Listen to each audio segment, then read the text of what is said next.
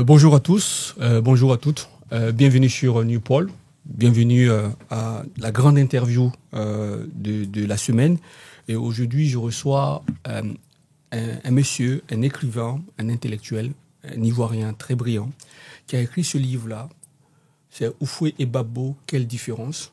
C'est pas une biographie, c'est un genre de vie parallèle. Pour celles et ceux qui ont lu plus tard les vies parallèles, ne peuvent qu'aimer ce livre-là. Ce qui est très intéressant dans ce livre, c'est le style. C'est une forme de... le style est tellement limpide, ça me fait penser à ces mots extraordinaires que Périclès prononce pendant la première année de la guerre du Péloponnèse. Nous, les Grecs, nous chérissons la beauté dans la simplicité. Le style est tellement simple, tellement limpide que c'est comme si c'était fait exprès pour que derrière, on voit à travers le courant d'un fleuve, d'un rue limpide, on voit l'arrière-plan qui est derrière. Et jamais personne n'avait autant pénétré les ressorts intimes de Laurent Gbagbo et de Houphouët-Boigny par une forme de comparaison, par une sorte de parallélisme de ces deux vies-là. Et c'est pourquoi je reçois aujourd'hui M. Zoï Bawa, qui a écrit ce livre-là dont je vous parlais, et qui a écrit aussi ce livre-là. Et autour de quoi nous allons nous entretenir, bien évidemment, on va aussi parler de l'actualité politique ivoirienne parce qu'il est d'origine ivoirienne. On parlera de la situation actuelle de la Côte d'Ivoire, on parlera de tous ces événements. Et aujourd'hui, je reçois M. Bawa. M. Bawa, bonsoir. Bonsoir, monsieur. Merci d'avoir accepté notre invitation. C'est moi qui vous remercie. Et je vous assure que j'ai aimé votre livre. Mais merci. Avant d'entrer de parler de votre livre qui est très très beau, et d'ailleurs je recommande aux Ivoiriens de se procurer de ce livre-là parce que vous avez fait un travail très moderne, parce que la biographie est démodée, vous l'avez compris, oui. On ne fait plus de biographie aujourd'hui. Vous avez proposé un genre de vie parallèle, comme l'a fait Nietzsche dans Ecce Homo, comme l'a fait Gustav Jung, comme l'a fait Stefan Zweig dans les grands portraits qu'il a fait des grands personnages, et comme l'a fait aussi plus tard avant lui. Et avant de rentrer, on va parler de l'actualité politique ivoirienne, mais je voudrais que vous vous présentiez d'abord aux Ivoiriens. Merci, M. Bouma. Je m'appelle M. Zoï. Quand j'ai sorti, j'ai écrit le premier livre, on m'a demandé si j'utilisais un mot pour écrire un nom, un pseudonyme. Je dis non, je m'appelle Zoï Bawa. C'est très important parce que Bawa, c'est un nom qui m'est cher, finalement. Parce que je ne devais pas m'appeler Bawa, je devais m'appeler Bowa, c'est-à-dire le bouc. Ok. Voilà. C'est comme ça que je signe finalement. C'est pour ça que dans mon mail, c'est B-O-W-A. J'ai noté ça, oui. Donc, je n'ai jamais rencontré le président Laurent Gbagbo. Donc, c'est bizarre. J'ai travaillé auprès du président Félix Houphouët-Boigny que je connaissais. Et puis, donc, moi, je ne suis pas un écrivain en tant que tel. Donc, je m'appelle Zoï Bawa, je suis ici, je suis en France. J'ai fait l'école des hautes études en sciences sociales, où je suis diplômé. C'est ça. Voilà. Et donc, depuis, je m'occupe de ma petite famille et je suis ici. C'est ça. Voilà. Ce qui me passionne, c'est l'Afrique. Exactement. Et principalement la Côte d'Ivoire. C'est ça. C'est quelque chose, je vis à travers ça. Ça fait partie de toute ma vie. Exactement. Ouais. Et effectivement, la Côte d'Ivoire vous passionne, comme vous le dites. Et première question, qu'est-ce que vous pensez actuellement de la situation politique ivoirienne? Vos impressions d'abord, aujourd'hui, après on parlera de la sortie de Laurent Gbagbo et on parlera des élections. D'accord. Alors, on va résumer. On va résumer parce que ce qui s'est passé est très, très, très dense et très complexe. Il y a beaucoup de changements dans ces derniers temps. Ce que je pense, c'est que les Ivoiriens ont décidé. On a mis des connotations sur un certain nombre de luttes, de combats, mais ce combat-là, pour beaucoup de gens, c'est le dernier. Le dernier de ce qu'ils prennent. Moi, je suis Ivoirien, mais je vis ici. Donc, la façon dont les Ivoiriens qui sont là-bas, j'ai des parents, j'ai même des enfants, des neveux, tout ça, la façon dont ils vivent les événements, on est un peu décalé. Donc, nous, ça nous donne le temps de respirer. Eux, quand c'est chaud comme actuellement, ils ne respirent pas. Ils sont dans la... Donc, c'est très compliqué. C'est très compliqué. Moi, ce que je pense, c'est que ce que les Ivoiriens recherchent, ils vont l'avoir. Je suis très confiant. J'ai toujours été confiant. Quand le président Laurent Gbagbo a été arrêté, j'ai dit autour de moi qu'ils vont le sortir. Mais comme il n'a rien fait, Mais donc, c'est une décision politique qui l'a mené à La Haye. Absolument. Donc, c'est une décision politique qui va le ramener au pays. Et c'est ce qui a été fait, ouais. Et là où c'est un peu, moi je parle donc à tous les Ivoiriens qui sont dans la grosse majorité des chrétiens, des musulmans et tout ça, donc des croyants, Gbagbo, on ne parlera pas d'aujourd'hui de Gbagbo si Gbagbo n'était pas, à un moment donné, récupéré par l'esprit. Et donc, pour moi, et je le dis, j'assume ça. Je l'ai dit il y a quelques années, je dis, bon, Laurent Gbagbo, peut-être qu'il n'était pas au départ un esprit, mais il est devenu. Donc, il n'y a que Dieu qui rappelle les esprits. Personne sur cette terre ne peut tuer l'esprit. Personne. Il ne peut même pas faire du mal à l'esprit. Et donc, comme il est devenu esprit, ou il était peut-être, moi j'en sais rien, c'est pour cela qu'il n'est pas mort à Korogo. Et c'est pour cela qu'il a été... Gbagbo a fait la prison, c'est terrible. Hein? On parle de 8 ans, mais pour moi, c'est 10 ans. Mais quand on fait 1 an de prison, on sait ce que c'est. Oui. Donc, la souffrance corporelle et tout ça. Je ne parle pas de ce qui s'est passé à Korogo. Mais il fallait qu'il quitte Korogo pour qu'il survive, pour qu'on parle de Gbagbo aujourd'hui. Et quand il est parti à La Haye, il a dit une phrase. On va aller jusqu'au bout. Jusqu'au bout, ça peut être dans 20 ans. Donc, les gens cherchaient à ce qu'il meure là-bas. Mais non. Parce que c'est un esprit. S'il mourait dans la main des hommes, la justice humaine aurait eu raison de l'esprit. C'est ça. Ce qui n'est pas possible. Donc, on l'a relâché, il est revenu. Et je m'arrêterai là pour rien, mais je vais juste ajouter un petit mot. Quand il est arrivé, parce que je le suis, ce monsieur, c'était ce qu'il est, ce qu'il représente, c'est monstre. C'est juste un monstre politique. Il vient. Et puis, ce geste qu'il fait à Simon, les gens ont commenté ça. Et puis, après, il crée un parti. On dit, oh, mais les élections sont dans 3 ans. Bon, qu'est-ce qu'il va faire avec un parti? Ça n'ira loin, ça n'ira nulle part. Aujourd'hui, on se demande, dans l'opposition, si ce n'est pas le premier parti. Il n'y a que les esprits qui peuvent faire des choses comme ça. Oui, effectivement. C'est vrai que Gbagbo, c'est... Bon, en fait, de toute façon... Ce que vous dites, ça m'étonne pas parce que moi je fais un immense travail sur Laurent Gbagbo, donc c'est à la fois un personnage tragique, à la fois un personnage héroïque. On y retrouve à la fois un peu de Achille dans l'Iliade d'Homère. On y retrouve beaucoup de personnages romanesques comme certains personnages de Balzac. C'est vraiment Gbagbo, c'est un type assez particulier. Et moi, ce qui m'intéresse aujourd'hui, et c'est la question que je vais vous poser la suite par rapport à ce qui se passe en Côte d'Ivoire, Alassane Ouattara dirige demain de fer la Côte d'Ivoire. Moi, mon point de vue, c'est simple, c'est un dictateur, c'est un tyran, il n'y a rien à dire là-dessus. Et Alassane Ouattara est arrivé à la tête de la Côte d'Ivoire dans des conditions, je ne voudrais pas qu'on revienne sur ces conditions, mais là où je voudrais poser, parce que vous avez posé dans votre livre la question de à qui la responsabilité dans la situation actuelle de la Côte d'Ivoire. Moi, je vais mettre 2 personnes sur la table, après on mettra une 3e personne, c'est Houphouët-Boigny et Laurent Gbagbo. Donc, de Laurent Gbagbo et d'Houphouët-Boigny, à qui la faute?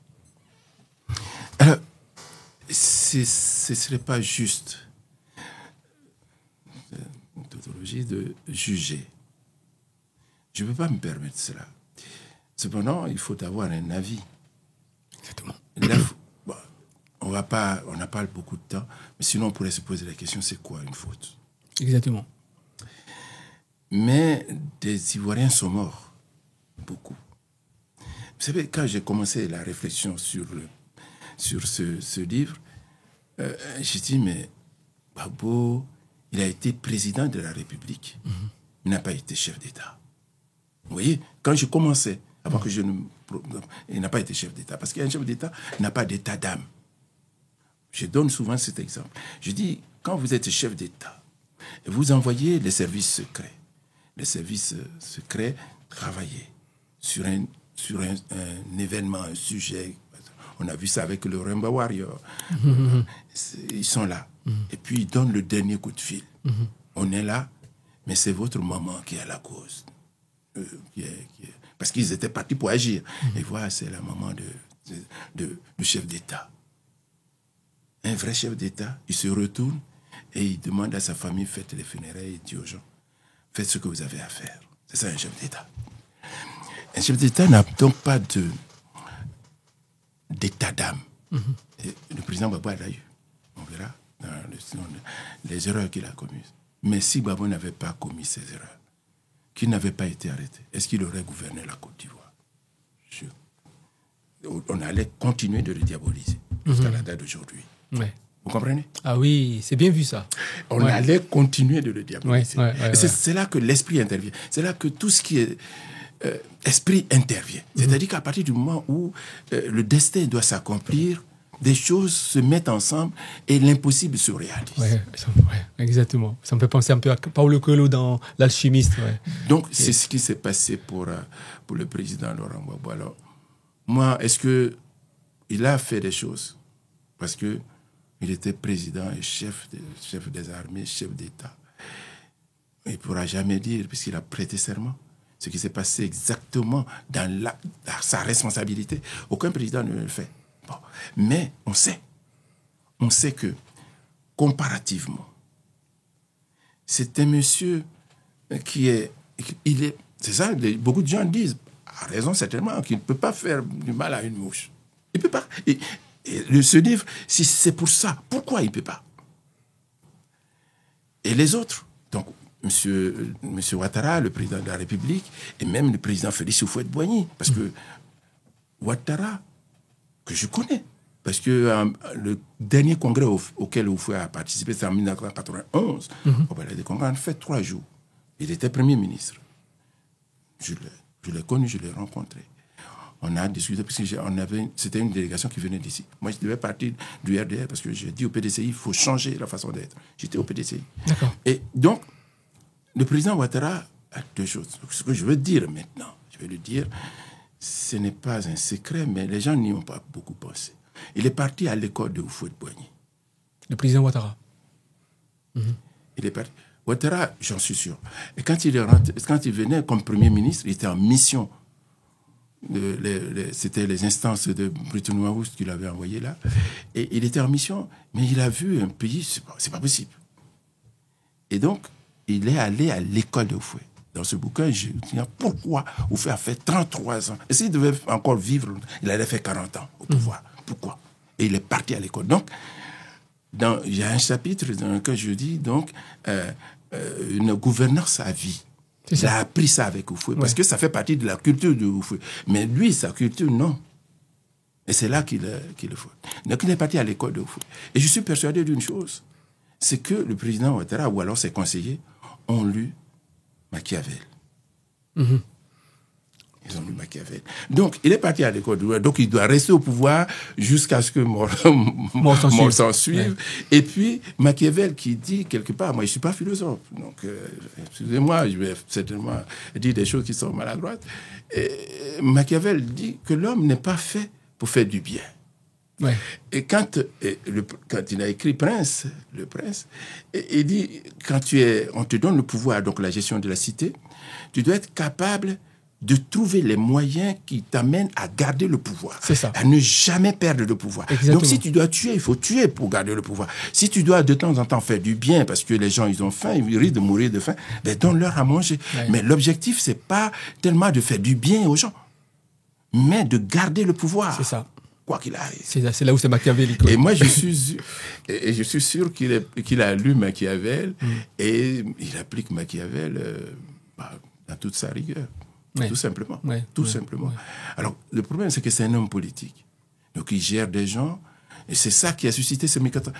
Vous savez, moi, je le dis, le président Ouattara aurait pu être un grand président, un grand homme et partir.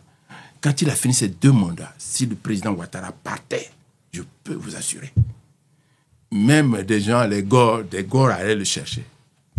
Tout à l'heure, on parlera un peu de ce qui va se passer peut-être demain. On peut faire des hypothèses, n'est-ce pas? Mais moi, j'en suis persuadé. Parce que c'est quelqu'un qui n'est pas... Il a de la suite dans les idées. Et il comprend très vite. Donc, il aurait pu, mais je crois qu'il a été par ces 2 écoles. L'école de Houphouët. Mais c'est les Baoulés qui sont comme ça. Les Dioula ne sont pas comme ça. Donc, il est rentré dans un truc qui n'est pas lui. Et il n'est pas Dioula non plus. Hein. Mais il s'est réclamé de cela. Donc, je pense qu'il a une culture dans ce sens. Et puis, il est parti à l'école de Machiavel. Et donc, c'est ça qu'il a perdu finalement. C'est ça qu'il a perdu. Oui, mais le problème avec Ouattara, c'est que pourquoi je posais la question à qui la responsabilité d'Houphouët-Boigny et de Gbagbo. Allez-y, on va voir quelle est la responsabilité. Gbagbo, on lui reproche d'avoir signé l'article 48 pour que Ouattara soit... Il n'y a pas que ça. Ok, allez-y. Il n'y a pas que ça. Gbagbo, on lui reproche aussi le fait qu'il a choisi le meneur, le leader de la rébellion comme Premier ministre. Et il a fait un gouvernement où le FPI n'avait même pas le tiers du gouvernement. Les gens l'oublient aujourd'hui. Parce que les 2 tiers du gouvernement, après celui d'Afin Guessan, tous les gouvernements qui ont suivi, ce qu'on appelle le gouvernement de l'Union nationale, ces gouvernements étaient... Gbagbo n'avait pas,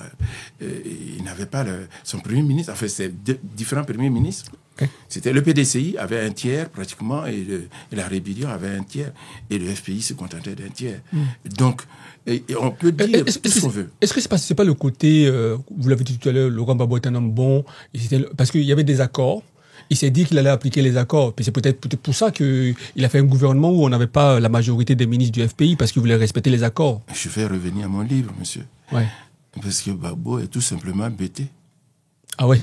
Ouais. Là, on reviendra là-dessus pour comprendre, oui. Effectivement. Ouais, j'ai vu ça, oui. Voilà, tout simplement. Si Gbagbo était un Akan. Un Akan, c'est-à-dire les Baoulés, mais surtout Baoulés. Ouais. Parce que le peuple baoulé, il faut comprendre, hein, moi je fais une recherche dessus avec les guerriers. Le peuple baoulé, c'est un peuple guerrier. Mais ils ne font pas la guerre comme ça. Les Bétés ne sont pas guerriers. Mm-hmm. Par contre, vous allez voir les guerriers. Les guerriers, c'est des guerriers. Vous allez voir les guébiers, c'est des guerriers.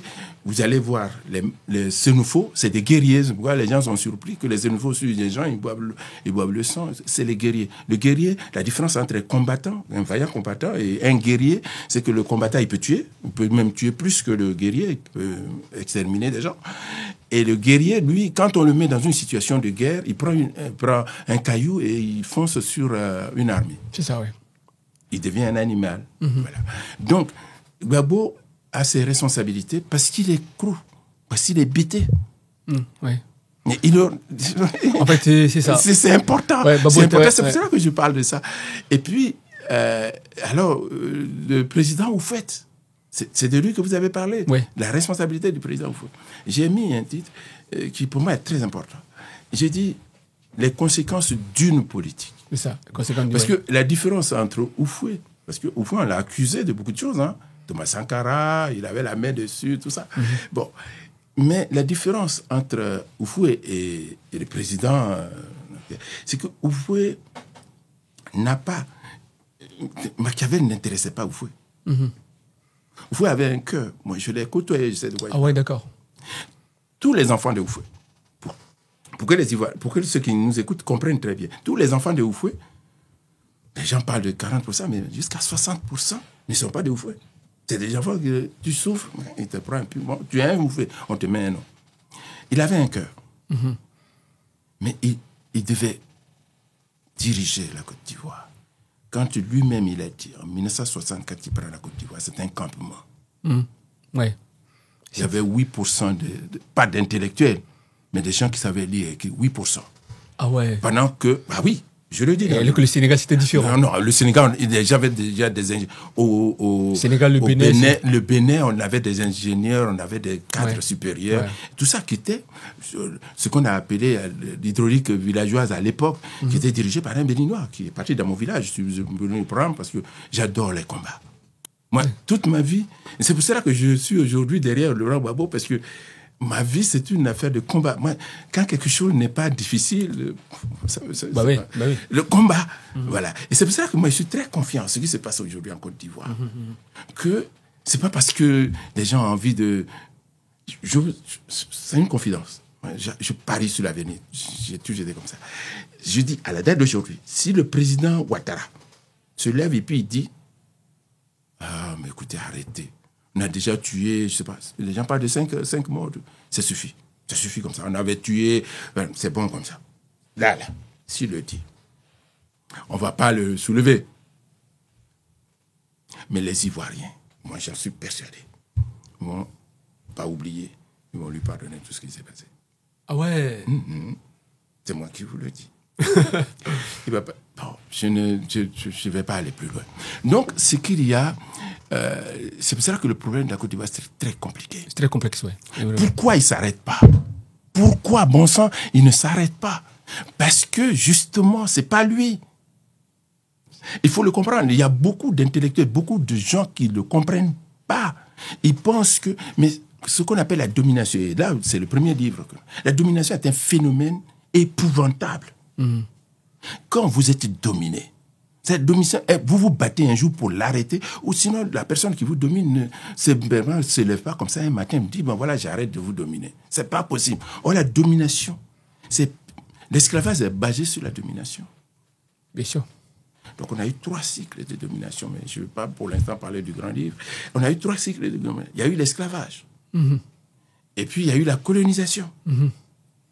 Et puis, maintenant, il y a eu les indépendances. Mais il y a eu un moment extrêmement important. 1945, la guerre s'arrête. La guerre mondiale. La Deuxième Guerre mondiale s'arrête. De 1946, avec la loi de Félix Houphouët-Boigny qui abolit le travail forcé, jusqu'aux indépendances en 1960, même jusqu'au-delà de 1960, 1961, vous allez voir que toutes les structures de domination sont installées dans cet intervalle de temps. Donc, c'est bien vu ça. C'est bien vu, la domination n'est plus... Avant, on frappait, on a continué de frapper les gens. Mais ce qu'il faut savoir, je suis en train de parler... Allez-y. Ce qu'il faut savoir, c'est que... Mais ça va vous permettre de comprendre ce qui se passe aujourd'hui. Avant, quand le Code noir est sorti, on a dit au noir qu'il est objet. Le noir est objet. Quand vous êtes objet, vous n'avez pas le droit de posséder quelque chose. Exactement. Donc le noir est objet jusqu'à l'abolition de l'esclavage. Il est objet. C'est pour ça qu'on lui prend sa femme, on fait des enfants avec sa femme et tout ça, dans les îles. Bon. Il cesse d'être objet dès lors que l'esclavage est aboli. Mais il devient maintenant colonisé. C'est-à-dire, on lui dit, tu es maintenant un être humain, mais tu n'es pas responsable. Tu ne peux pas. Tu n'as pas le moyen de gérer quelque chose. Donc, tu es là, quelque chose t'appartient, notamment les terres. Mais ces terres, tout ce qui t'appartient, nous, on va gérer pour toi. Parce que c'est comme tu as un bébé à la maison, et bien tu lui achètes la couleur du pantalon que tu veux qu'il porte. C'est toi qui gères tout. Même certains gens à qui on donne les allocations pour les enfants, on n'en voit même pas la couleur. C'est les parents qui gèrent ça. Exactement. La colonisation, c'était ça. Ouais. Voilà. Et puis, la dernière phase, qui est ce qu'on appelle l'indépendance, qui va nous amener dans le néocolonialisme, n'est-ce pas? Et cette période, parce qu'on vient de quitter 2 guerres auxquelles les Africains ont participé. Donc, l'Occident, mais surtout le vieux continent, c'est-à-dire l'Europe, est redevable du peuple africain. Donc, ils vont leur donner quelque chose, l'indépendance. Mais c'est vital, les richesses de l'Afrique. Mais bien sûr. Donc, ils ne peuvent pas passer. C'est ce que nous vivons aujourd'hui. Oui, et c'est intéressant parce que déjà même, on le voit, et c'est là où vous avez compris quelque chose de Laurent Gbagbo, et ça, je vous félicite pour ça, parce que moi-même, ça va m'aider dans le travail que je fais. C'est que l'approche de Laurent Gbagbo et de Houphouët-Boigny, on va faire cette petite parenthèse avant de revenir sur les élections qui auront lieu, vous allez donner votre point de vue là-dessus.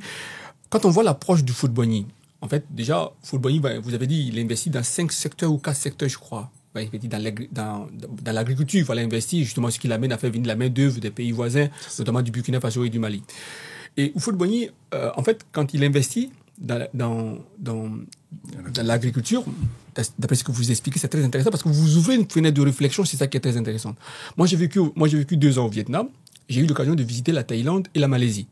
La Malaisie, dès l'instant où la Malaisie a pris son indépendance et a quitté les griffes de la Grande-Bretagne, c'est comme la Corée du Sud, hein, ils ont voulu se construire comme un pays transformateur. Alors que, c'est-à-dire, ils ont voulu passer de pays producteur à pays transformateur, alors que les investissements, notamment la coupe que vous voyez... La Coupe nationale du progrès. Le progrès, vous voyez, il est resté uniquement dans la production. il n'a pas investi dans la transformation, alors que quand on investit dans la transformation, c'est-à-dire qu'entre la production et la transformation, il y a quelque chose au milieu qu'on appelle l'économie de la connaissance et donc l'économie de l'innovation, ce qui aura forcément un impact sur les moyens de production qui font moderniser le pays et la production humaine, puisque les hommes vont avoir en connaissance. Ça, c'est l'important de l'économie de la connaissance et de l'innovation. On le voit avec la Corée du Sud et la Malaisie. Or, Laurent Gbagbo, quand il vient, il fait différemment. Lui, il va investir sur l'économie de l'innovation, l'économie de la connaissance. C'est pour ça qu'on ne l'a pas laissé travailler. Du coup, il partait des Ivoiriens vers la Côte d'Ivoire. Le Houphouët-Boigny est parti de la Côte d'Ivoire.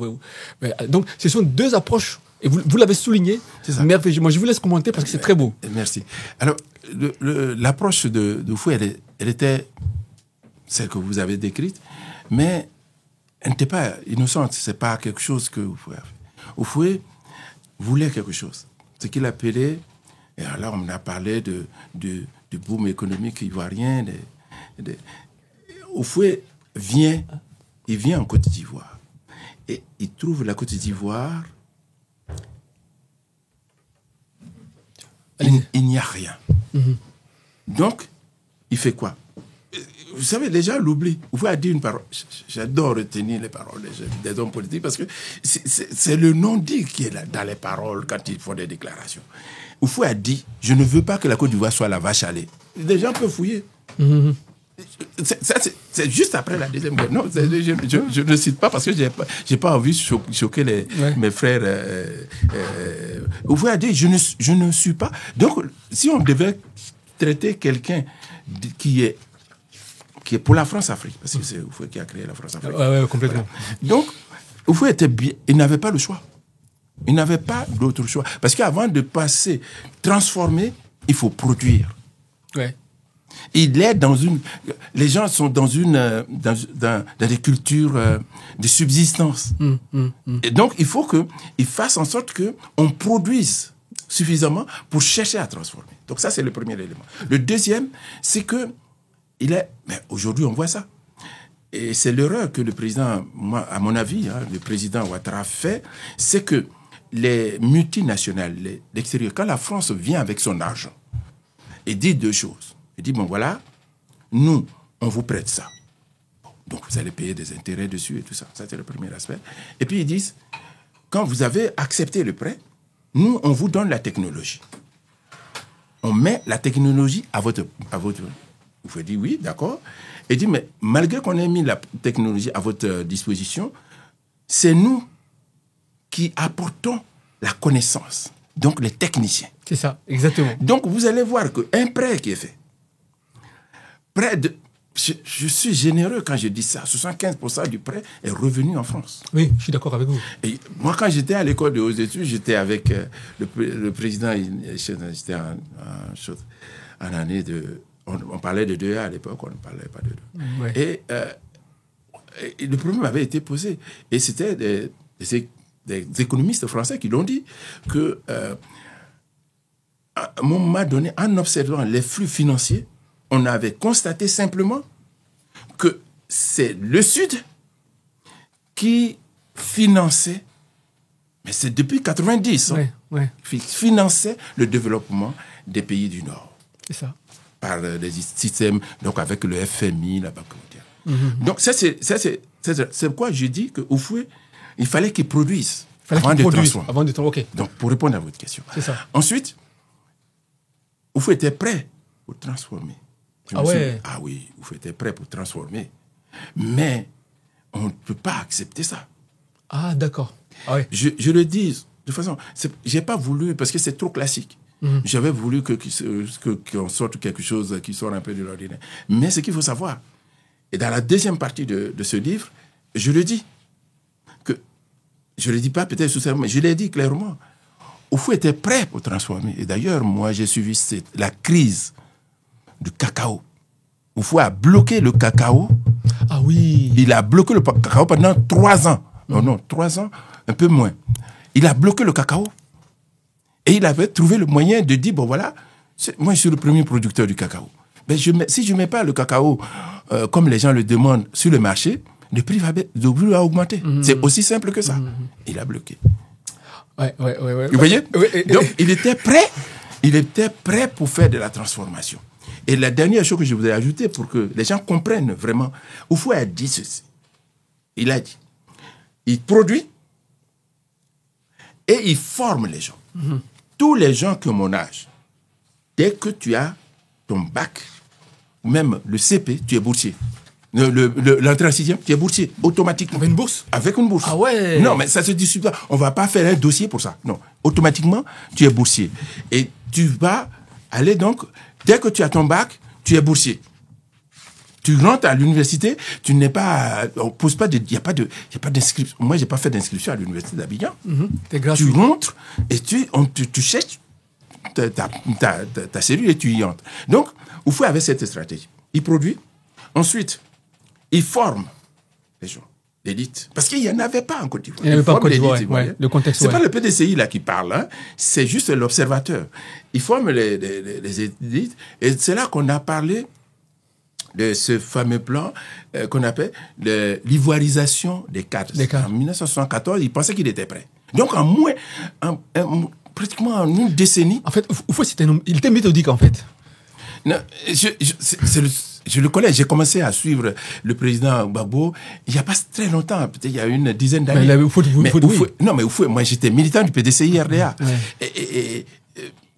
J'ai dit, moi j'étais au congrès, le dernier congrès auquel Houphouët a participé en 91, j'ai dit aux gens, c'est une erreur que Houphouët attendait qu'on lui dise, mais monsieur le président, ce que vous faites, c'est pas, les Baboulés, ils sont partout, donc les Baboulés du centre, c'est pas, il faut le lui dire. Et il attendait que ça en 91, on lui a pas dit. Mais peu importe. Mais donc, voilà quelqu'un, il vient dans un pays qui est vierge, ouais. Il va donc produire, ensuite, il va passer à l'étape de la formation pendant que l'administration devait fonctionner. Ouais, donc, il fallait qu'il aille chercher la matière. Voilà, la matière grise. Exactement. Oui. Alors, ouais. Il est allé partout. Ouais. Au Bénin, surtout, au Sénégal, en France. Il fallait qu'il importe la matière, la main-d'œuvre. Ce que la France a fait dans les années 60, avec les gens qui venaient, on allait chercher des gens au Mali. C'est eux qui sont dans les foyers, là, à Paris. Ouais. Et vous dites une chose ici, il a réussi un coup de maître. En fait, toutes les institutions qui étaient basées à Dakar, il les a fait, une bonne partie sont venues à Abidjan. Mais c'est un coup de maître, ça. Il y a plus que ça, parce que Laurent Gbagbo va découvrir ça plus tard. Ah ouais. Laurent Gbagbo va découvrir ça plus tard. Et lui, il comprend pas. Oh, mais vous êtes extraordinaire. Il dit, mais qu'est-ce qui se passe? Il est allé, il y a une chose qu'il a dite un jour, je sais pas s'il y a eu un écrit dessus. Il a dit, il est parti voir Houphouët. Non, quand Houphouët est mort, il est parti dans son village. Et on dit, bon, viens, président. Viens, tu vas aller voir là où le président dormait. C'est un truc en bois. C'est là qu'il passait les nuits. Ah ouais. Le président Félix Houphouët-Boigny. Il était étonné. Et donc, pour ne pas oublier la question que vous me posez, donc Houphouët arrive là et il veut susciter la transformation. Mais il a déjà fait un premier échec. Il avait mis, les Français ont fait la même chose, la même échec. C'est-à-dire, ils prennent des Béninois et ils les mettent devant des structures administratives. Ces gens-là, ils ont des enfants qu'ils vont mettre à l'école. Houphouët pensait que quand il aura fini de former les Ivoiriens vont venir remplacer tous les gens qui étaient venus. Ouais. On appelle ça l'ivoirisation des cadres. Ça a été un échec. Pourquoi? Parce que ces gens qui sont à la tête de la DRH, de toutes ces sociétés d'État, même l'administration dans son ensemble, ont aussi des enfants qui vont former dans les grandes écoles. Exactement. Ils vont revenir en Côte d'Ivoire parce qu'ils ne connaissent que la Côte d'Ivoire, c'est ça. Ouais. Et ça, c'est bien vu, ça. Oh là là. Donc si ça a pu... Voilà. Vous m'avez posé votre question avec qui est... donc ça, c'est la responsabilité de Houphouët. Il a mené cette politique. La main-d'œuvre. La main-d'œuvre, pendant que les Ivoiriens sont formés, et c'est peut-être ça qui a irrité le président Ouattara. Il est burkinabé. Il est d'origine burkinabé. Oui, ça, on le sait. Il ne veut pas qu'on le dise, mais il est volontaire. Mais non, mais il le sait. Mais on ne lui dit pas de retourner chez lui. Ouais. Mais il y a plein... Mais qu'il assume dans cet ouvrage. Qu'il assume au moins qu'il est voltaïque, c'est pas un problème. Non, officiellement, en 2015, il y avait 4 millions de Burkinabés officiels. Officiellement, oui. 3 millions de Maliens officiels. Ouais. Et il se dit là-dedans que sans compter les binationaux.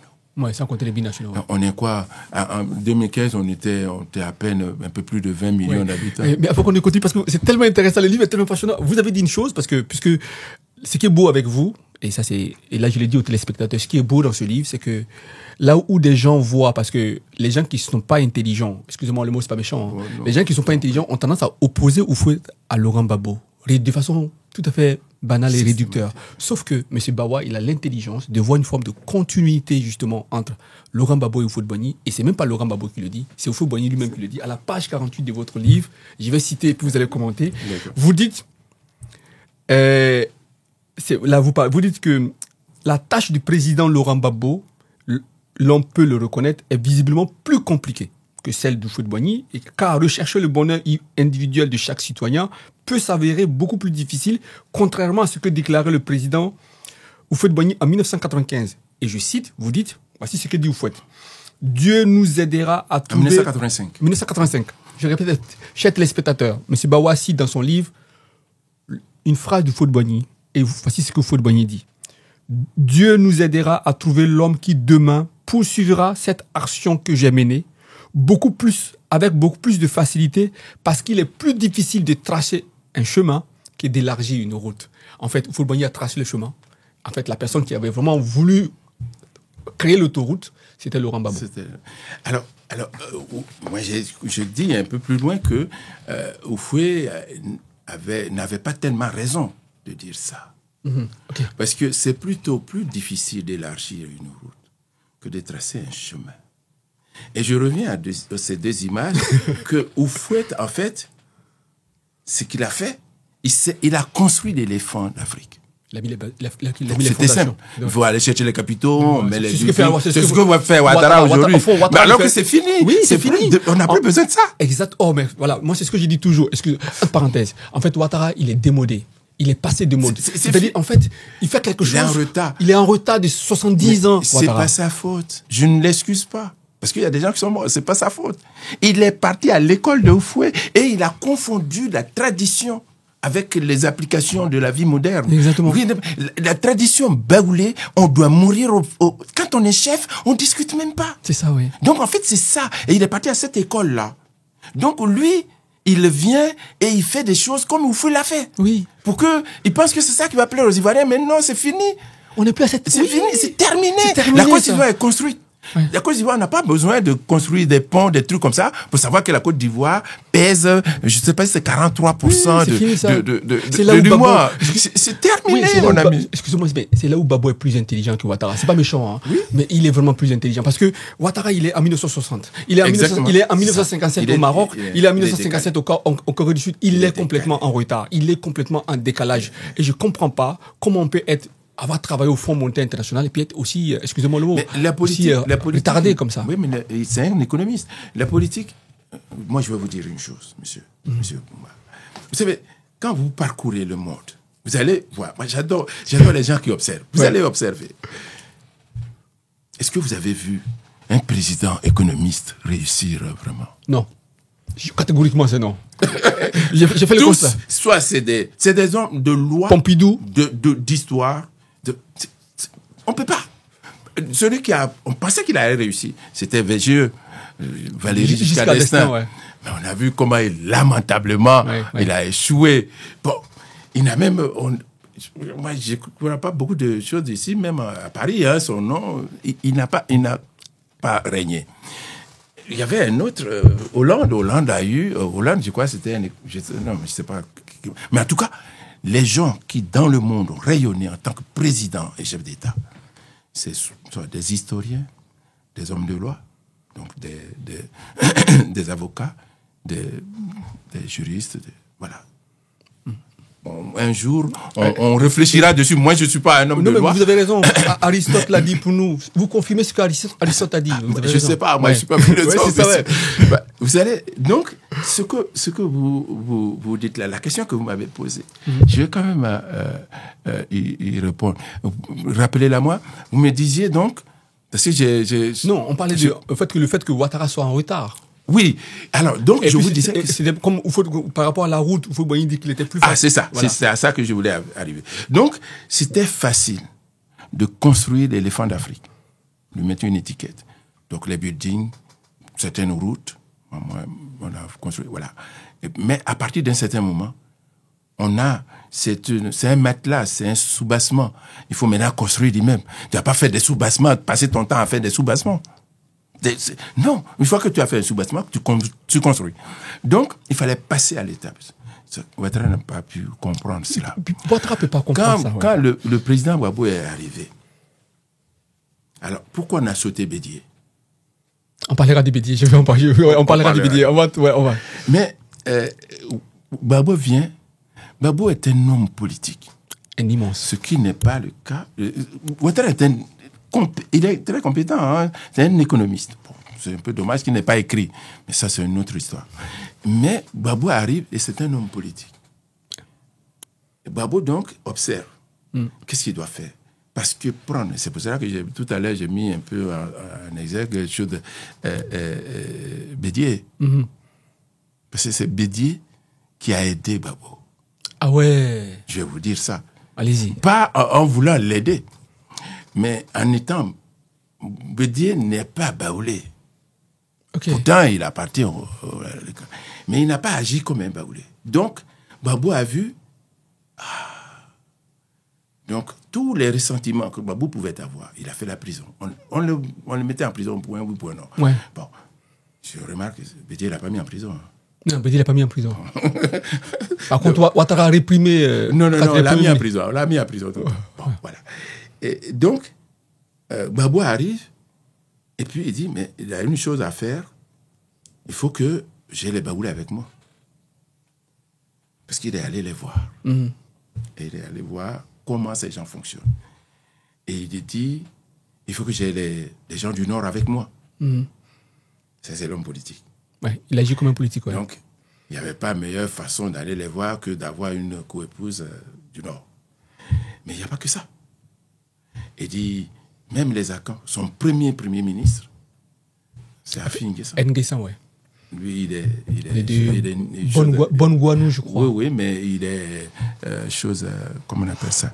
Il est Akan, mais il est Agni. Donc, il faut commencer.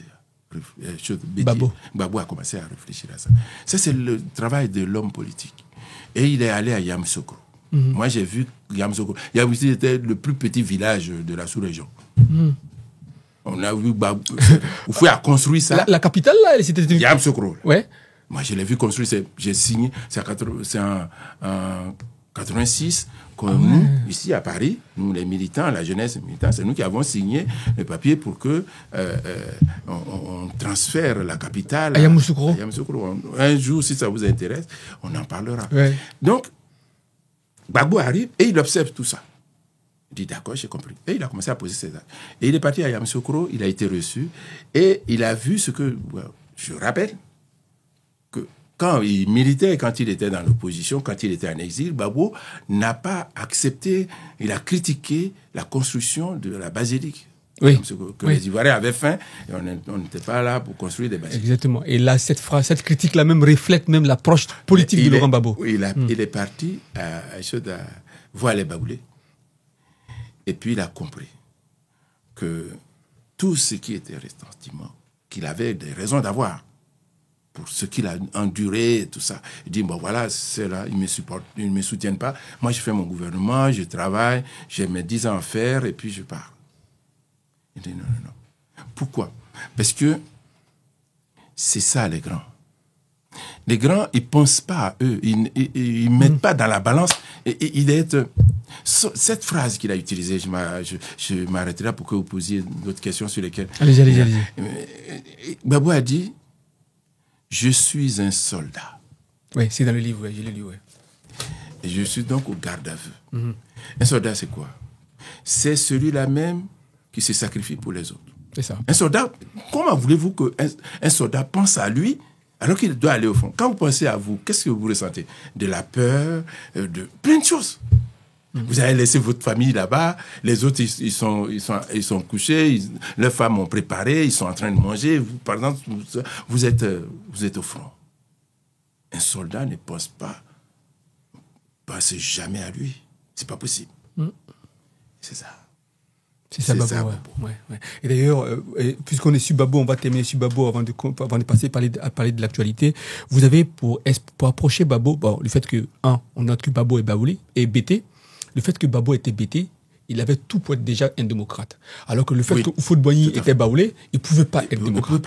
En fait, c'est comme si Houphouët-Boigny partait avec un handicap du fait qu'il était baoulé. Et Babo partait avec un avantage du fait qu'il était BT. Du fait qu'il était BT, il pouvait être démocrate. Ça, c'est la première des choses que vous dites qui est très intéressante. Je voudrais quand même que vous prononciez là-dessus, sur la façon que Houphouët-Boigny avait de voir la Côte d'Ivoire comme une tribu et comment Laurent Gbagbo voyait aussi. Ça, c'est très intéressant. Ouais. Houphouët ne voyait pas la Côte d'Ivoire comme une tribu. Houphouët a dit que la Côte d'Ivoire était une tribu. Parce que Houphouët est baoulé. Ok. Chez les baoulés, c'est vraiment l'intérêt de ce livre. Oui, c'est pour ça qu'il est beau. Attendez un instant, je vais présenter. Voilà. Ce livre, il est beau parce que franchement, M. Bawa a une approche de Bédié et de Babo et de Houphouët. Houphouët est baoulé et ça joue. C'est un élément intéressant. Et Babo et BT, ça joue un rôle important parce que si Babo n'était pas BT, il n'aurait pas été le grand démocrate que vous connaissez. Et si Houphouët-Boigny n'était pas baoulé, il n'aurait pas voulu mourir au pouvoir. Ça, c'est exactement ça. Parce que chez les baoulés, Houphouët a dit cette phrase, et beaucoup de gens ont joué avec. De son vivant, au pays baoulé. Textuellement, de son vivant, au pays baoulé, on ne parle pas de la succession du chef. Voilà ce que Houphouët a dit. C'était une conférence de presse, je crois. Il a toujours dit ça. Ouais, les gens lui posent la question. Parce qu'on veut savoir qui va remplacer Houphouët. C'est pour cela que je vous dis que Bédié a aidé Houphouët. Parce que si Houphouët, Gbagbo était venu juste après Houphouët, ça allait être un peu compliqué. C'est pourquoi Bédié a souffert.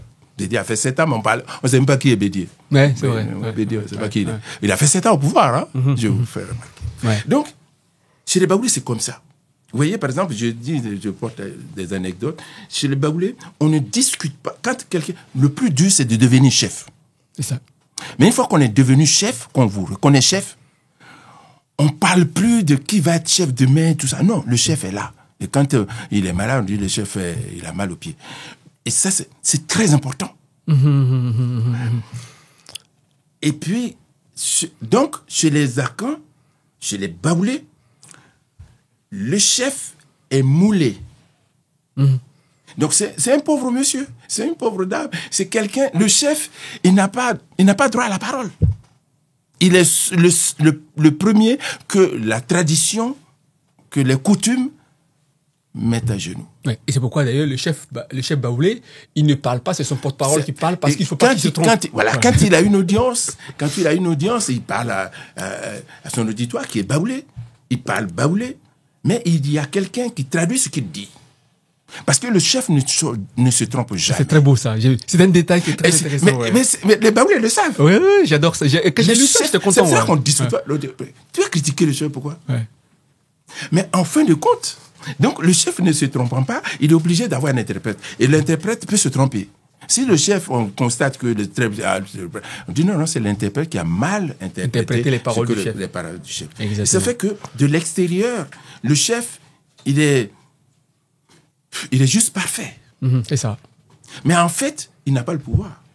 Ouais, c'est les chefs à côté. C'est la tradition. C'est la tradition. Il ne fait que exécuter. C'est ça, exactement. Donc, voilà. Donc, chez les BT, c'est différent. C'est différent, voilà. On va parler de Babo. Maintenant, pour parler de Babo, on va parler... Allez-y. Oui, non, mais... Parce que je voulais qu'on parle un peu de son nom, avant de parler... On va y revenir. C'est vraiment quelque chose de très important. Chez les BT, mais chez les crews, en général, moi, je suis crew. Je suis leader. Et chez les crews, le chef, il doit être parfait par sa propre volonté de l'être. C'est-à-dire que le chef, il doit être beau. On s'en fout. Tu peux être chef baoulé, si tu es borgne, ça ne dérange personne. Tu ne peux pas être borgne et être chef chez les BT, c'est pas possible. D'où le mot bagnon. Bagnon. Il est lu dans le texte de Laurent Gbagbo aussi, les traces de BT. Quand on sort le bagnon, quand on danse et tout ça, on le sort. Une fois qu'on l'a sorti, on s'en va. Et le bagnon, ça peut être, par exemple, votre père, mais le jour où on le sort, vous ne le reconnaissez pas. C'est pas parce que vous n'avez pas envie de le reconnaître, vous ne pouvez pas le reconnaître. On peut faire des photos, c'est pas votre papa, parce qu'il est maquillé. Non. Chez les BT, chez les crews, de façon générale, le chef doit être parfait et exercer le pouvoir à la perfection, C'est ce ça. qui est impossible à un être humain. C'est pour cela, chez les Akans, chez les Baoulés, la vie du chef en tant que chef dure, donc son pouvoir dure, ça ne peut pas durer. De l'autre côté, à l'extérieur, on le voit, il est puissant. Le chef Baoulé, il est puissant. Mais en réalité, c'est parce que, à la base, tout ce qu'il fait, ça a été dicté par la tradition. C'est ça. Donc, on le voit comme puissant, tout le monde s'agenouille devant lui, on se couche. Chez les BT, la première personne qu'on attaque, c'est le chef. Le chef doit être beau, intelligent, riche. Voilà, riche, fécond. Si tu n'es pas fécond, comment tu peux être... tu n'es pas fécond et puis tu es chef? C'est quoi ça? Donc, il doit avoir toutes les qualités possibles. C'est humainement impossible. Ouais. On demande beaucoup trop au chef BT, quoi. Voilà, c'est ce qui fait que c'est éphémère chez les BT. Ouais. Et c'est durable. Et le fait même que Laurent Gbagbo soit un homme de dialogue et de paix, c'est parce qu'au fond, il est BT. Alors, des BT sont extravertis. C'est des gens qui, quand ils ont quelque chose, vous allez le savoir tout de suite. Tu es beau, ils vont te dire que tu es beau. Ouais. Tu es vilain, il ne va pas se taire, il va te dire que tu es vilain. Donc, dans le fond, j'ai une petite question à vous poser. Moi, Oui. c'est une hypothèse. Dans le fond, la politique de décentralisation de Laurent Gbagbo, en fait, ça lui a pas été inspiré par la France. Ça a été plutôt peut-être le fait qu'il était BT. Voilà. Pas du tout. Voilà, c'est ça. Parce Pas que du tout. j'ai fait un mémoire de master sur la décentralisation au Sénégal, mais c'est copié sur le modèle français. Mais quand on regarde dans le fond, c'est parce que Gbagbo était BT qu'il avait cette idée de décentralisation. Mais ce qui était intéressant dans l'approche qu'il faut avoir sur le projet de... J'en parle un peu parce qu'au fond, il n'avait pas de projet de société. Non, il n'avait pas de projet. C'était pas nécessaire. C'était pas nécessaire, voilà. exactement. Mais Gbagbo en avait un. Complètement, oui. Voilà. Donc, Gbagbo est venu au moment où il faut s'occuper des Ivoiriens. C'est ça. On peut pas être à Abidjan et s'occuper des Ivoiriens à 600 km à Mont. C'est pas possible. Non. Donc, la meilleure façon, et c'est avec les ministres, notamment le regretté Mouabré, ce sont ceux-là qui, autour de techniquement, ont mis les idées de Gbagbo. Ce sont ses idées à lui. C'est pas, il n'est pas parti voir ça dans un livre et tout ça, non. Il dit que bon, il faut une région, il faut régionaliser de telle sorte que on délocalise le pouvoir en termes de développement pour que les gens soient auprès du développement. Pourquoi? Parce que lui, contrairement à Houphouët qui avait la Côte d'Ivoire à construire, lui, il faut que chaque Ivoirien, et je mets là, il a été interviewé. Il a dit ouais. Et j'étais pas choqué, mais j'étais surpris par ce que le président... On lui pose la question. Il prend le pouvoir et la croissance qui était avec Bédier, qui était à 2 chiffres, elle descend. Et les gens vont le juger sur la croissance. Les gens vont le juger sur la croissance. C'est extraordinaire ce qu'il dit. Alors j'avais écouté ça, je dis mais mon Dieu, c'est la première fois que je vois un président africain parler des individus. Il dit, donc il faut que pour Gbagbo, il faut que chaque Ivoirien soit impliqué dans le développement. C'est ça. 2, qu'il profite du développement de son pays. Donc, c'était beaucoup plus difficile parce que c'est la vie de chaque Ivoirien. Ils sont plusieurs millions. Et il faut que chacun puisse avoir donc, il faut créer des emplois. À tout va, il faut créer des emplois pour que chaque Ivoirien participe au développement de la Côte d'Ivoire. Et puis maintenant, une fois qu'on l'a fait, il faut que les bénéfices repartent à ces gens-là, d'où cette histoire des cafés cacao. C'est un paysan qui ne savait même pas écrire son nom, moi je l'ai rencontré ici au Palais de Congrès. Le gars, il parlait. Bon, il parlait plutôt je ne sais pas s'il était Yarouba ou machin, mais c'est lui. Donc la décentralisation, c'est une idée de Gbagbo qu'il a mûri avec son entourage, avec ses collaborateurs. On va parler un peu de Gbagbo avant de passer à l'actualité. Il est le Woody des Mamas. Il s'appelle Gbagbo. Alors, vous avez expliqué le nom Gbagbo. On commencera par ça avant de venir. Mais pourquoi on l'appelle le Woody des Mamas? Parce que là, vous l'expliquez très bien d'ailleurs. Alors, le Woody chez nous, ça a 2 significations. Woody, c'est garçon. Mais Woody, alors, comment on l'écrit ou bien phonétiquement, comment on le dit? Alors, Woody. Quand je dis Woody, il y a un autre terme pour expliquer le garçon. On l'appelle Nyokbo. Ok. Mais Nyokbo et Woody, c'est différent. quand on te dit, celui-là, c'est un Widi, c'est-à-dire que, il y a un moment, on les appelle l'homme. Quand les gens viennent comme ça, les Ivoiriens, ils sont un peu comme ça, et tu dis l'homme. Bah, mais les autres, c'est des hommes aussi. Mais quand on te dit c'est un homme, ou bien c'est quelqu'un, c'est pas quelque chose qui est léger. On dit son enfant est devenu quelqu'un. Tu peux avoir des diplômes, tu peux même avoir beaucoup d'argent, puis les gens, ils te disent pas que tu es un quelqu'un. Mm-hmm. Mais on va dire, monsieur Ouma, c'est... Ah, son père, mais ton fils là, c'est quelqu'un. C'est quelqu'un. Il est devenu quelqu'un. Et donc, le Widi est différent de Nyokpo. Nyokpo qui veut dire garçon, mais c'est générique. Et le Widi, quand on qualifie quelqu'un de Widi, c'est un Nyokpo qui est spécial. Mm-hmm. D'accord. Qui n'est pas ordinaire. Mm-hmm. Et donc, en tant que tel, alors, donc, dans le livre, j'explique qu'on pourrait dire, comme on dit Widi de Mama, on pourrait dire que à Mama, Babo est le seul homme qui a... Non, on peut avoir des Widi à Maman. On peut avoir des Widi à Maman. J'ai dit bien, j'ai pas dit Widi de Maman. On va avoir des Widi à Maman. Il y en a plein. Mais le Widi 2... Et puis, on peut avoir à Maman un Widi qui devient président un jour. Mais ce Widi qui est devenu président ne sera jamais le Widi de Mama. Parce que le Widi de Mama, il est spécial, et il est unique, et il est irremplaçable. L'histoire fera ce qu'elle veut. Mais c'est ça. Babo reste le Widi de Mama, peut-être même le Widi de Côte d'Ivoire, peut-être. Ça. Il y a des gens qui disent, sur les réseaux sociaux, on l'appelle Widi de l'Afrique. Ouais, moi, pour moi, c'est le plus grand homme africain, c'est indubitable. Et ça, c'est très intéressant. Alors, le nom Babo. Alors, Gbagbo, parce que il y a eu beaucoup de gens, moi, les journalistes français m'ont vraiment déçu. Gbagbo, ils ont dit que c'était Caïman. C'est ça qui a fait que j'étais obligé de faire des recherches dessus. Je me suis dit, mais non, Gbagbo, c'est pas Caïman. Moi, j'appelle Gbagbo, non, c'est pas Caïman, c'est crocodile qu'on appelle Gbagbo. Et c'est pas les crocodiles qui tuent les gens. Chez nous, le crocodile, on l'attrape dans le ruisseau, puis on vient avec. Il peut mettre vivant, tu viens avec. Tant que tu passes pas devant sa gueule, il te prend pas, tu le traînes, et puis on vient, on tue le crocodile avec le bâton. Avec un bâton de bois. On tient comme ça sur ton... Bon, c'est ici que les gens tapent, alors que c'est un rocher. Mais bon, peut-être on secoue la moelle qui passe par là, je sais rien, mais c'est comme ça qu'on le tue. Les femmes peuvent tuer un crocodile, mais on n'approche pas un caïman. Donc, Gbagbo, il y a deux choses qui sortent quand on dit Gbagbo. Gbagbo, c'est-à-dire dis ce qu'il y a. Parle. On t'incite à la parole. Donc, on te dit de dire la vérité. C'est ça. Parle. Cause. Bon. Et puis, il y a l'animal, le crocodile. Ouais. Et donc, si on reste sur l'animal a la peau dure. Donc, quoi que tu peux faire à un crocodile, si tant que tu ne prends pas un bâton pour l'assommer ici, tu ne peux pas le couper avec une hache.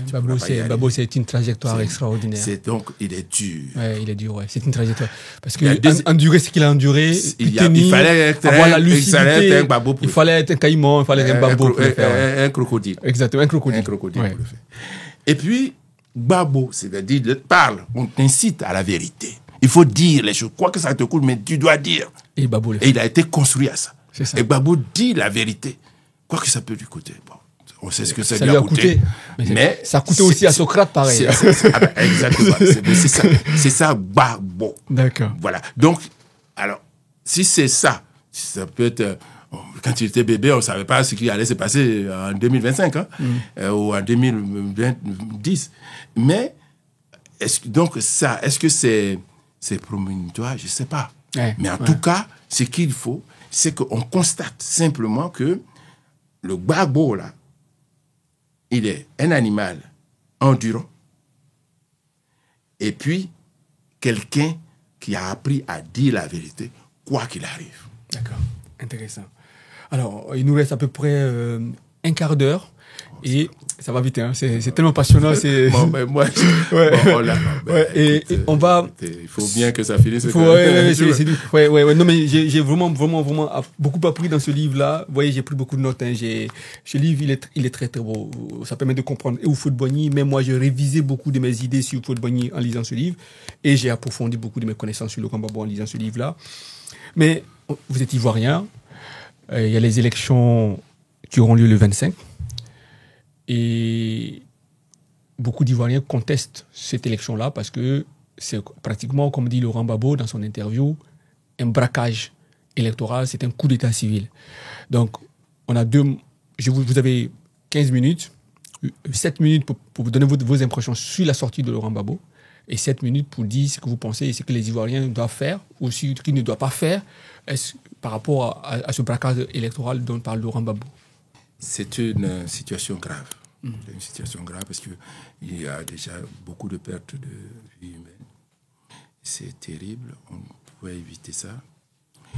Gbagbo, puisqu'il s'agit de lui, quand il était en Belgique, avant de rentrer en Côte d'Ivoire, il y a eu le CNT. Et il a encouragé, il a dit ouvertement, c'est un personnage politique, donc ses déclarations peuvent être officieuses ou officielles, mais officiellement, il a dit, il soutient le CNT. Et puis, il y a eu ce jeune qu'on a décapité, lequel les gens, c'est juste une terrible histoire. Ce qui, par contre, m'a étonné, surpris grandement, c'est que, à part des opposants ivoiriens, ni en Côte d'Ivoire, ni en Afrique, ni dans le monde, cet acte, qui est un acte horrible, n'a fait... Aucun journal français n'en a parlé. Mais quand Gbagbo a vu ça, il dit, non, les gens sont décidés à tuer. Donc il faut qu'on arrête ça. Et son interview qu'il va donner plus tard sur France... non, c'est pas sur France 24, TV5 Monde, avec cette dame, je crois qui est du Sénégal, je ne sais pas. Mais TV5 Monde, il a dit. Il a fait donc un grand erreur parce qu'il ne veut pas qu'on tue. Parce que si tu veux être président de la République, c'est pour diriger des gens. On dit, la politique, c'est la gestion de la cité. Dans la cité, il faut bien qu'il y ait quelqu'un qui construise une cité. Voilà. Donc, il est foncièrement, profondément et fondamentalement contre ces genres de pratiques. Donc, dans ce qui s'est passé dans ces derniers temps, Gbagbo, il gagne tout ce qu'il a fait, il a toujours gagné. Et là, il vient de gagner. J'ai vu quelqu'un qui était... J'ai eu peur. Parce que je ne pouvais pas rater ça, donc je me suis mis... Bon, Dieu merci, je suis à la retraite. Mais il m'avait l'air un peu fatigué. Il a fait... On ne voyait pas sa voix, la voix de Paul Bouila ressortir, alors que c'est ce que les Ivoiriens attendent. Donc pourquoi cette façon très amorphe, carrément, entre guillemets, de communiquer? Vous savez, la vie est faite sur une base d'équilibre. Voilà, quand le déséquilibre, ça fait ça, ça fait ça. Mais tout est une affaire de dialectique. On ne peut pas construire de vie en dehors de la dialectique. Ça, c'est mon avis. Je ne suis pas philosophe. En 1990, quand l'URSS est tombée, j'ai dit au professeur Ignace Sissac, celui que je connaissais, je dis, c'est la fin, non, c'est le début de la fin du capitalisme. C'est le début de la fin du capitalisme. C'est ce qu'on voit aujourd'hui. On ne peut pas donc construire quelque chose en dehors de la dualité. Pour que vous viviez, il vous faut votre ombre, votre interface. Et ce qui se passe maintenant, c'est pour cela que, dans ce livre, j'ai parlé de M. Ouattara en parlant de troisième larron. Je n'ai pas voulu parler de lui parce que je ne voulais pas faire de polémique. Troisième larron, c'est Houphouët qui l'a voulu. Il est parti. Les gens pensent qu'on a imposé Oufoué, un premier ministre. Il a, dans la Constitution, il dit non, il n'y a pas de premier ministre qui est vécu ici. Donc, allez-y vous faire voir. C'est Oufoué l'a voulu. Il voulait un troisième larron pour régler le problème. Parce que Oufoué a compris que quand il va partir, ça va chauffer. Mais il ne faut pas qu'il y ait la dualité. Si c'est la dualité, c'est la guerre civile. Ça va être entre les Baoulés et les Bétés, ça va être la guerre civile. On vient, l'autre se rend, les Dida vont se rentrer, avec, les guerriers vont se rentrer du côté des Bétés, et ainsi de suite. Il ne voulait pas ça. Donc, il faut 3 têtes. Comme ça va amortir. Bon, il y a eu des erreurs, des choses qui n'étaient pas prévues. Donc, ce qui s'est passé maintenant, là, il va à Port-Boué et il lance. Il n'a pas lancé de mots d'ordre à Port-Boué. Il a simplement donné le ton à Port-Boué. Il dit, comme les gens veulent qu'on se batte, on va se battre. Mais de quelle bataille il s'agit? Les gens, vous pensez tout de suite que les gens vont venir avec des armes, des bouteilles, des trucs comme ça dans la rue. Non, ça c'est méconnaître le président. Il ne peut pas. Si on lui fait supporter le poids de la tuerie, il est chef d'État, il n'y a aucun souci. Bon, il est obligé de supporter ça. Il ne dort pas pendant une semaine. Bon.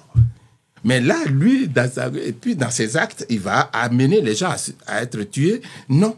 C'est pour ça que je vous ai cité l'exemple du jeune qui a été décapité et qui a fait que Gbagbo a dit à Bédié, mais pas sur les ondes, mais il a dû dire à Bédié, il faut arrêter ça. Il faut arrêter ça, j'arrive. Et c'est sa fameuse phrase, je n'étais pas là. Au 3e mandat là, Laurent Gbagbo, je n'étais pas là. Donc les gens attendaient qu'il dise la suite de Port-Boué. Il y avait 2 choses. C'est pour ça que ce n'est pas son discours qui est important, parce que c'est là que les gens... Et il a même dit, je fais un petit tour en arrière, je crois que je n'ai pas beaucoup de temps, mais je vais abréger. Gbagbo a dit, tu ne descends pas dans la rue au moment où ton adversaire t'attend. Ça, les gens pensaient que c'est la marche qu'on fait comme ça, et puis de l'autre côté, il y a les militaires ou les policiers, les gendarmes qui arrivent, donc ils vont nous mater et tout ça.